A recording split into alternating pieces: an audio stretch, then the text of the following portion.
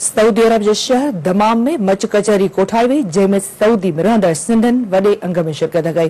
सिंधी संगीत western region तरफ़ां Saudi अरब जे शहर दमाम में मच कचहरी कोठाई वई। मच कचहरी में कुर्बान लाशारी, अब्दुल हमीद भयो, डॉक्टर नूर मोहम्मद जतोई, खलील अहमद, मोहम्मद बख्शी बेन वॾे अंग में शिरकत कई।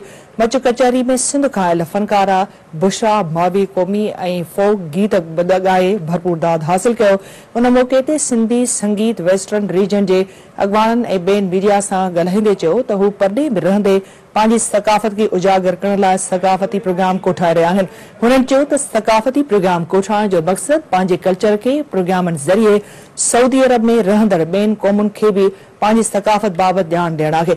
अॻवान चयो त सियारे जी मुंद में सिंध जी ओताकुनि में मच कचहरियूं थींदियूं आहिनि ऐं हू हर साल सऊदी अरब में मच कचहरी जो प्रोग्राम कोठाईंदा आहिनि, जंहिंमें सऊदी में रहंदड़ सिंधी भरपूर शिरकत कंदा आहिनि।